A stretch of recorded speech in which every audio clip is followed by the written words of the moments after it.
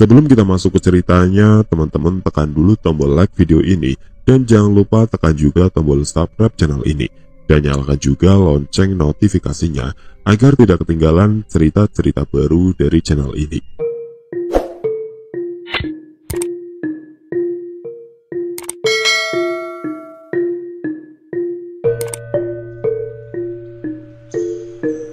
Sebenarnya ia sudah melarang Joko pergi sore tadi, apalagi Joko bilang hendak membawa pulang istrinya. Hal itu jelas membuat Yudarti sangat ketakutan dan gelisah. Kemarin malam Minah telah menjadi korban Sulastri. Perempuan hamil itu diambil paksa dan dibawa pergi oleh arwah penasaran itu hingga tak diketahui rimbanya sampai saat ini. Bahkan Joko sendiri melihatnya langsung ketika Minah dibawa pergi. Apapun alasannya, mendatangi hutan itu sama saja menyerahkan diri menjadi tumbal. Jangan pergi nak, jangan pergi. Minah sudah tidak ada, ikhlaskan Minah. Nak, jangan tinggalkan ibu sendirian. Joko sebenarnya tidak tega meninggalkan ibunya sendirian. Tetapi Minah yang tengah mengandung anaknya juga harus segera diselamatkan sebelum semuanya terlambat. Saya minta maaf, Bu. Saya harus menjemput Minah. Itu kata-kata terakhir Joko sebelum bergegas pergi meninggalkan rumah. Meninggalkan ibunya yang hanya bisa menangis tak berdaya di depan pintu. Ia tahu anaknya memang memiliki ilmu turunan dari leluhurnya. Mungkin Joko merasa ilmu yang dimilikinya akan mampu melindunginya dari ancaman arwah Sulastri. Tetapi tetap saja, sebagai seorang ibu, apalagi Joko adalah anak sematawayang satu-satunya keluarga yang tersisa setelah suaminya meninggal 5 tahun silam. Mereka sangat khawatir akan keselamatan anaknya. Dan malam ini, Yudarti merasa harus menemui Ki Atmo. Tidak bisa menunggu sampai besok pagi, meskipun itu artinya ia harus melanggar pantangan untuk tidak keluar rumah malam hari. Ia tahu bahaya apa yang mengancam nyawanya, dan ia siap menanggung resikonya. Yudarti menggigil, suara lolongan dari arah hutan terdengar semakin mendekat. Akankah ia bisa sampai di rumah Ki Atmo? Ia mempercepat langkah, tetapi kaki tuanya tak segesit dulu lagi. Nafasnya pun mulai terengah-engah. Ya Tuhan, berikanlah kekuatan, berikanlah keselamatan. Terdengar bunyi seperti langkah berlari di belakangnya. Yudarti yang ketakutan semakin panik, tubuhnya gemetar. Tak dirasakannya lagi degup jantungnya yang semakin bergemuruh. Dari kejauhan, nyala lampu templok di teras rumah Ki Atmo sudah mulai terlihat. Yudarti terus melangkah sambil sesekali menoleh ke belakang. Seandainya ia masih kuat, tentu ia akan berteriak-teriak memanggil Ki Atmo. Tetapi saat ini, untuk bernafas saja ia sudah kepayahan. Duh Gusti, berikanlah kekuatan, berikanlah keselamatan.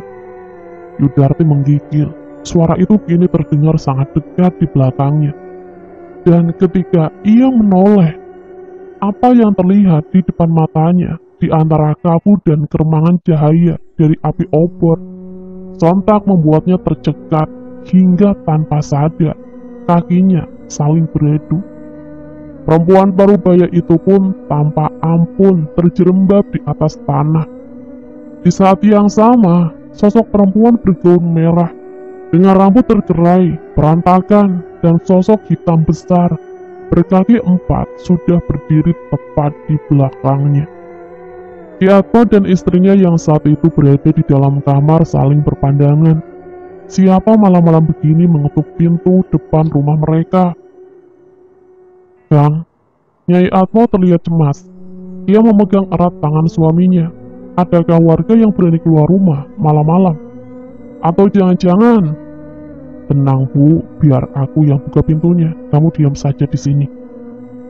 Jangan Kang, jangan dibuka. Perasaanku tidak enak. Tidak apa-apa Bu, kamu berdoa saja pada Tuhan. Semoga semua selamat. Ujar Ki Atmo sambil melepaskan genggaman tangan istrinya, lalu bergegas keluar kamar. Sebagai kepala duku, Ki Atmo merasa berkewajiban memastikan keadaan. Siapa tahu ada warganya yang membutuhkan pertolongan.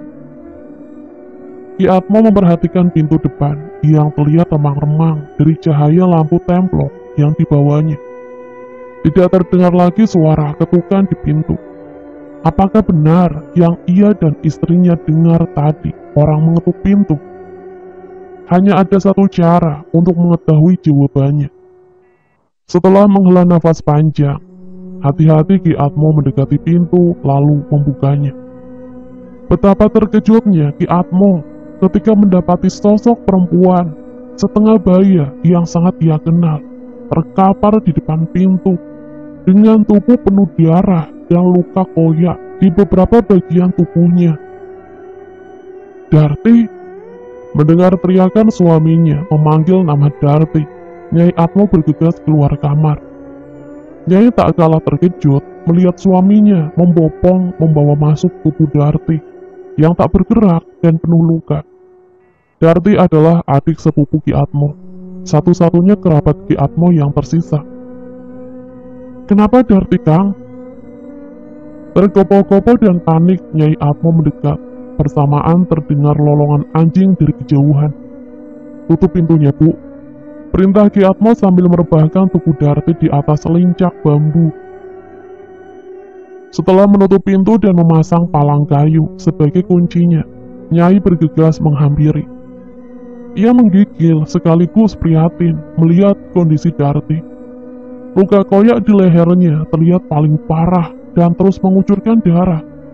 Ki Atmo menutup luka itu dengan tangannya untuk menghentikan pendarahan. "Siluman, kurang ajar!" Gemeretak geraham Ki Atmo menahan amarah melihat adik sepupunya menjadi korban. Ki Atmo tahu itu adalah perbuatan siluman anjing jadi-jadian. Sejak korbannya yang pertama, Pardi, dulu mengalami hal yang sama. Tercapik-capik hampir di sekujur tubuhnya. Meski pada kasus Pardi, ada pihak lain yang turut mengakhiri hidup laki-laki itu dengan menggorok lehernya dan memotong putus alat vitalnya. Tiba-tiba Darti membuka matanya dan menatap tajam ke arah Ki Atmo. Mulutnya bergetar hendak mengatakan sesuatu. "Kang, keponakanmu." Suaranya lemah dan terbata-bata, diselingi dengan rintih kesakitan. Joko keponakanmu. Joko pergi ke hutan. Tolong Kang, selamatkan anakku." Darti terbatuk-batuk, muntah darah. "Sudah, Darti, kamu jangan berbicara dulu. Istirahatlah dulu, biar badanmu." "Tidak, Kang." Darti memotong kata-kata Ki Atmo. Nada suaranya agak meninggi. Nafasnya naik turun, semakin melemah, dan suaranya pun semakin lirih. "Tidak, Kang. Kamu harus berjanji menyelamatkan keponakanmu." Nampaknya Darti tahu bahwa ajalnya sudah dekat. Luka-lukanya tidak mungkin bisa disembuhkan. Nafasnya pun sudah semakin lemah. Di saat terakhirnya, ia hanya ingin Ki Atmo berjanji padanya untuk menyelamatkan anak sematawayangnya dari ancaman arwah Sulastri. "Bawa pulang anakku, Kang. Bawa pulang anakku." Darti pun menghembuskan nafas terakhir. Ki Atmo mengusap mata mendiang adik sepupunya yang masih terbuka hingga tertutup. Sementara Nyai Atmo terisak di sampingnya. "Aku janji, Darti, anakmu bakal tak bawa balik." Gumam Ki Atmo, ia lalu menoleh menatap istrinya. "Bu, tolong besok pagi suruh Dul dan Kirman untuk menguburkan Darti." Setelah menutupi jasad Darti dengan selembar kain jarik yang diberikan Nyai, Ki Atmo beranjak menuju ke kamar, mengambil sebilah keris yang tergantung di dinding, disarungkan di pinggirnya, lalu bergegas keluar. Nyai sempat mencegahnya dengan air mata berlinang ketika Ki Atmo hendak keluar rumah. "Tidak apa-apa, Bu. Kamu tidak usah khawatir. Aku bisa jaga diri." Tidak semudah itu bagi Nyai untuk tidak khawatir. Dulu memang pernah Ki Atmo menyusul anak-anak kota yang tersesat di hutan. Tetapi waktu itu tengah hari, bukan malam seperti saat ini. Dan semua tahu malam hari waktunya Sulastri mencari tumbal. Tetapi tekad Ki Atmo nampaknya tidak bisa diubah. Nyai hanya bisa melepaskannya di ambang pintu. Dengan derai air mata, begitu Ki Atmo berjalan keluar pagar, Nyai buru-buru masuk dan menutup pintunya rapat-rapat. Di luar suara lolongan anjing kembali terdengar, sayup-sayup menjauh di tengah kesunyian malam yang mencekam. Sementara itu di tengah hutan, Andi harus berupaya keras kembali menghalau binatang-binatang liar yang berusaha menyerang Gilang.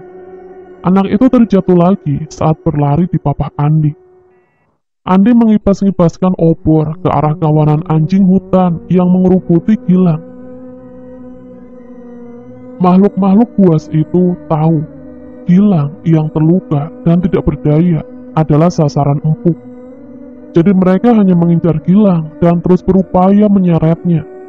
"Pergi kalian! Hus! Hus!" Anjing-anjing itu menyerang silih berganti, membuat Andi kewalahan. Kondisi hutan yang gelap dan berkabut semakin menyulitkan Andi menghadapi serangan makhluk-makhluk itu. Di sisi lain, Gilang yang juga menghalau mereka dengan obor di tangannya mulai kelelahan. Sabetan opornya seperti tak berhenti bagi anjing-anjing yang kelaparan. "Di, kau pergilah, selamatkan dirimu. Selamatkan Jenny, biar aku yang menghadapi anjing-anjing itu," seru Gilang tiba-tiba. Andi yang kaget mendengar sahabatnya berbicara seperti itu, menolak mentah-mentah. "Enggak, Lang, aku nggak mungkin meninggalkanmu. Kita sama-sama pergi dari sini, Lang. Ingat, kita masih harus menemukan Ica." Mendengar kata Ica, semangat Gilang kembali meluap. Gilang bangkit, bertumpu pada satu kaki, lalu mengibas-ngibaskan kembali obor ke arah kawanan anjing liar. Akan tetapi hal itu tidak berlangsung lama. Anjing-anjing kelaparan itu tak pernah surut usahanya untuk melumpuhkan mangsanya. Gilang akhirnya kembali roboh ke tanah. Kaki kirinya terasa sakit sekali. "Lang, jangan menyerah!" seru Andi melihat Gilang seperti hilang semangat. "Percuma, Andi, kita kalah jumplah." Nafas Gilang terengah-engah, tenaganya habis sudah. "Pergilah, jangan hiraukan aku, selamatkan Jenny." "Tidak!" Tiba-tiba terdengar lolongan anjing di kejauhan. Terdengar berbeda, lebih dalam dan seketika mendirikan bulu kuduk. Anehnya anjing-anjing liar itu tiba-tiba menghentikan serangan. Seperti tertegun beberapa saat, lalu mereka pergi, menjauh, dan hilang di telan kegelapan. Gilang dan Andi yang kebingungan saling bertatapan, tidak tahu apa yang sebenarnya telah terjadi. Apa yang sebenarnya ditakutkan oleh anjing-anjing hutan itu? Adakah sesuatu yang jauh lebih menakutkan di dalam hutan? Suasana seketika kembali lenggang, sunyi, mencekam, tidak ingin membuang kesempatan. Mereka berdua lalu bergegas melanjutkan perjalanan, mengikuti arah jejak yang ditinggalkan Joko. Berbekal sebuah obor, Ki Atmo menerobos hutan semakin dalam. Jalur yang dilewati Ki Atmo adalah jalur tercepat menuju ke pondok. Bisa dibilang itu adalah jalur rahasia yang tidak banyak diketahui oleh warga lain. Di samping tertutup semak ilalang, jalan masuknya harus melewati makam. Ki Atmo mengetahui jalur itu secara turun-temurun dari orang tuanya. Melalui jalur itu pula, dulu ia sering mengantarkan makanan secara diam-diam untuk Sulastri dan anak perempuannya. Saat ibu dan anak itu baru pergi dari dusun dan tinggal di pondok terbengkalai di tengah hutan. Dulu saat mengantar makanan, mereka selalu bertemu di tempat yang agak jauh dari pondok, karena area sekitar pondok adalah daerah larangan. Tetapi seiring berjalannya waktu, Sulastri tidak muncul lagi menemui Ki Atmo di tempat biasa mereka bertemu. Beberapa kali makanan yang ditinggalkan Ki Atmo di atas sebuah batu masih diambil oleh Sulastri.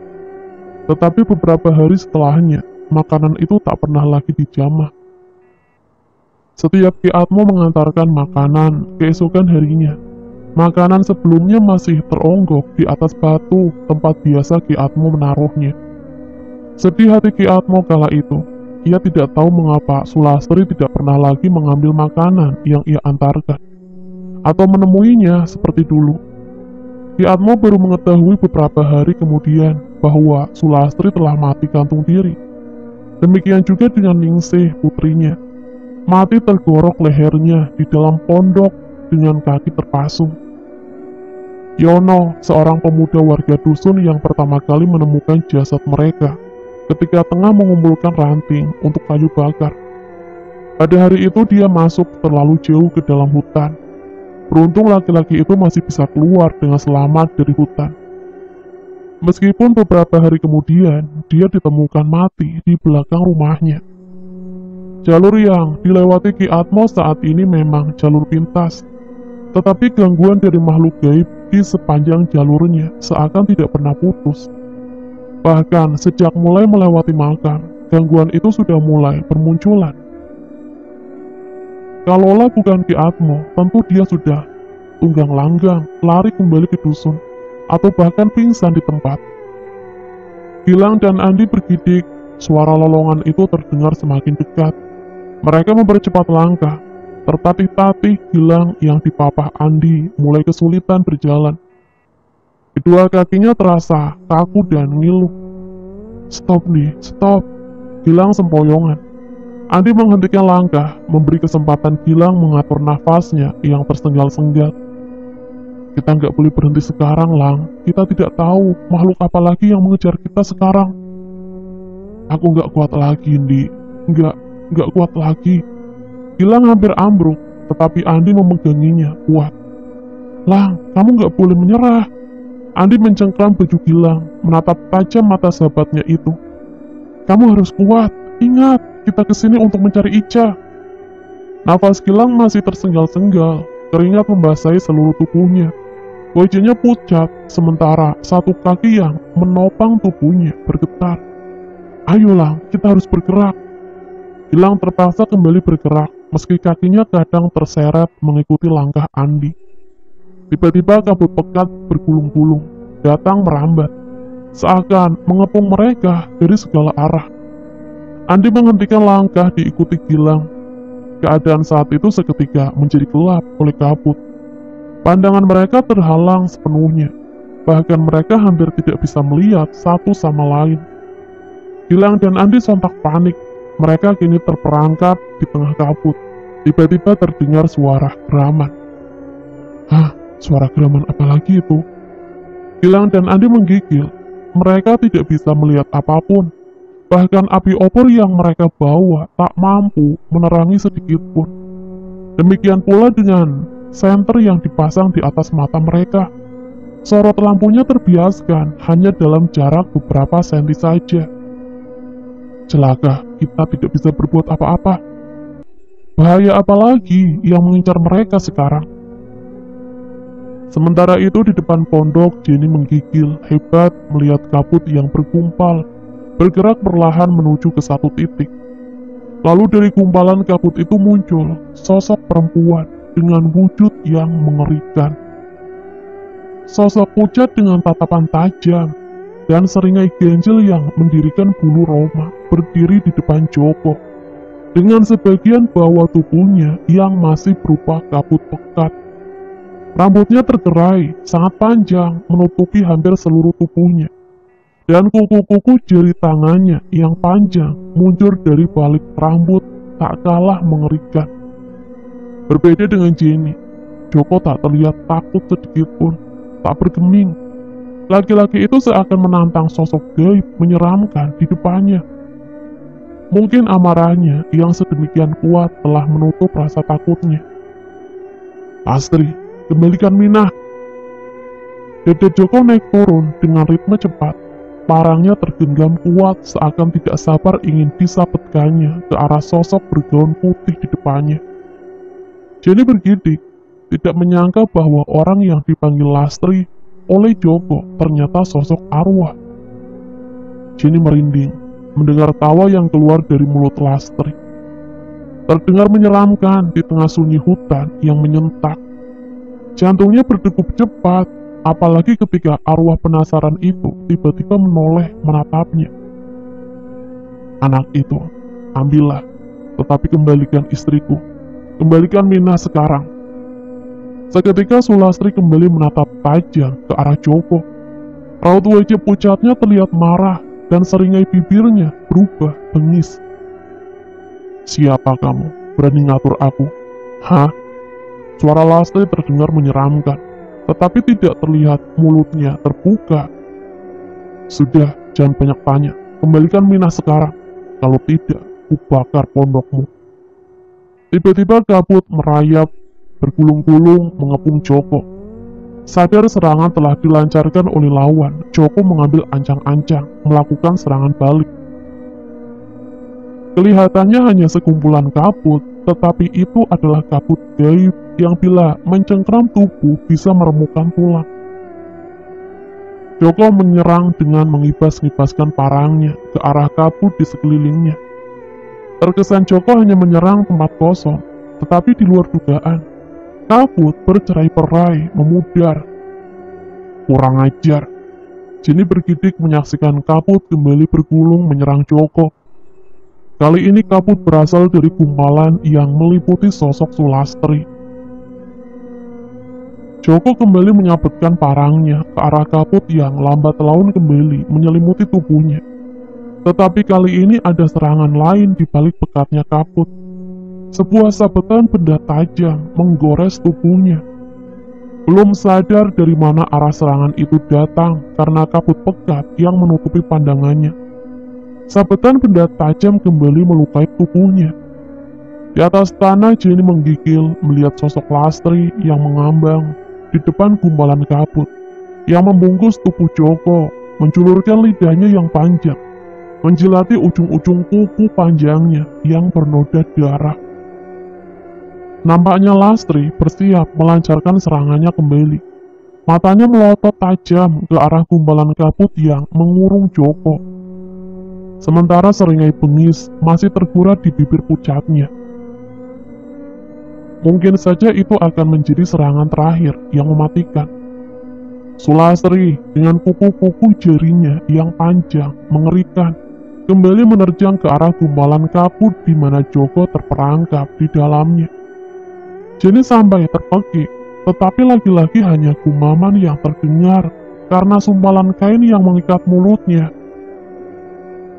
Di sisi lain, Joko yang terperangkap di dalam gumpalan kabut pekat sudah memperkirakan serangan berikutnya akan datang. Sigap Joko pasang kuda-kuda, sedikit merendahkan badan. Lalu saat ia merasa serangan itu datang, secepat kilat, ia sabutkan parangnya, memutar.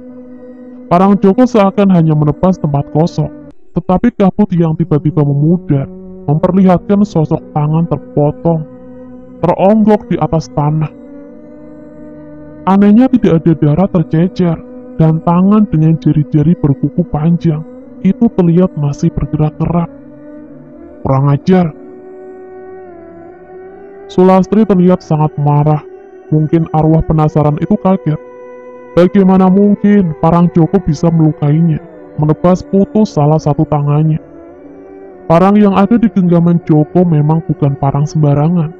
Itu adalah parang peninggalan mendiang kakeknya yang memiliki ilmu kanuragan.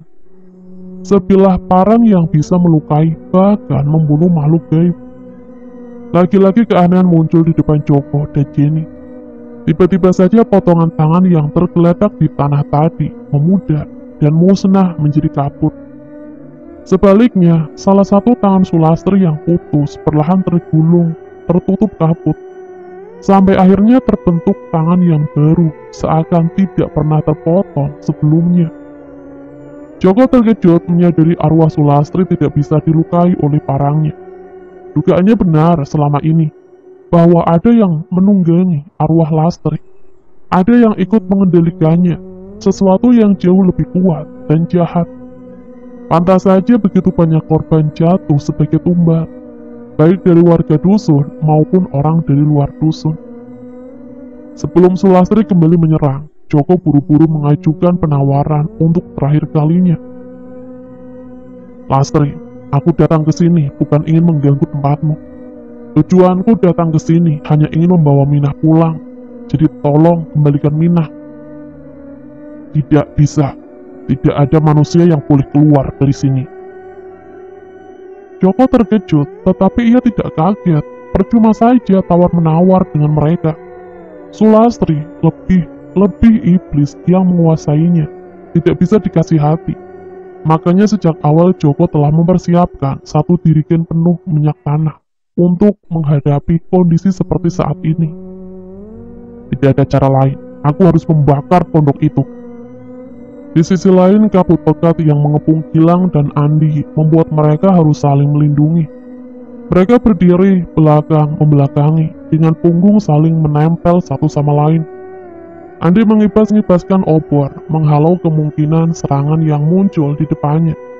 Demikian juga dengan Gilang, tetapi tiba-tiba ada yang memukul jatuh obor Andi. Beberapa saat kemudian giliran obor di tangan Gilang terpental jatuh. Sial, oborku jatuh. Teriak Andi panik. Aku gak bisa melihatnya. Sial, punyaku juga. Teriak Gilang tak kalah panik. Ada yang menjatuhkan obor kita. Bahaya, kini mereka berdua tidak memiliki senjata apapun untuk pertahanan diri.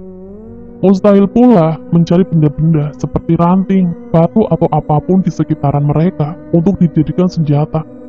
Karena pandangan mereka tertutup oleh kabut. Bahkan, senter yang terpasang di kepala mereka pun tidak banyak membantu. Gilang dan Andi semakin panik ketika suara geraman buas terdengar sangat dekat. Mereka tidak bisa berbuat apapun seandainya binatang itu menyerang saat ini. Nyawa mereka kini di ujung tanduk. Di saat situasi semakin genting, tiba-tiba terdengar seperti bunyi pukulan dan suara-suara aneh, seperti tengah terjadi pergulatan di dekat mereka. Gilang dan Andi tidak tahu apa yang sebenarnya terjadi. Mereka hanya bisa waspada, kalau tidak bisa dibilang pasrah. Gilang dan Andi tercekat. Terdengar suara teriakan seorang laki-laki, disusul suara lengkingan anjing. Lalu kembali sunyi. Beberapa saat kemudian kabut berangsur memudar. Dan laki-laki itu mulai terlihat. Itu bukan Joko, tetapi Ki Atmo yang sedang berdiri berhadapan dengan seekor anjing hitam, besar bermata merah. Gilang dan Andi sontak menggigil, menyadari binatang besar, mengerikan itu yang tadi hendak menyerang mereka. Mungkin saat ini mereka telah menjadi santapan makhluk buas itu kalau saja Ki Atmo tidak datang tepat waktu. Pergilah, perintah Ki Atmo tiba-tiba. Tinggalkan hutan ini secepatnya. Tidak ada jalan lain selain menuruti perintah Ki Atmo. Gilang dan Andi pun bergegas menjauh, meninggalkan Ki Atmo yang tengah berhadapan-hadapan dengan makhluk hitam besar itu. Mereka masih tidak habis pikir bagaimana Ki Atmo tiba-tiba bisa berada di hutan. Gilang dan Andi terus saja bergerak menerobos hutan, bukan untuk pergi meninggalkan hutan seperti yang diperintahkan Ki Atmo, tetapi kembali mengikuti jejak Joko. Sambil menahan sakit yang teramat sangat di kaki kirinya, dan beberapa bagian tubuhnya yang terluka oleh gigitan kawanan anjing liar sebelumnya. Gilang memaksa menyeret kakinya mengikuti Andi yang memapahnya. Hingga pada suatu ketika mereka sampai di suatu tempat yang agak terbuka. Sebuah titik api terlihat di tengah kabut, agak di atas lereng bukit. Semakin didekati semakin terlihat bahwa titik api itu berasal dari sebuah obor. Itu mereka di sana, seru Andi. Tidak salah lagi, itu pasti obor yang dibawa Joko, pikir Andi. Mereka mempercepat langkah, dan ketika mereka melihat Jenny tergeletak di atas tanah dengan kondisi terikat, tidak jauh dari Joko berdiri. Serentak Gilang dan Andi berteriak, "Jenny!" Jenny yang terkejut mendengar teriakan kedua temannya, seketika panik.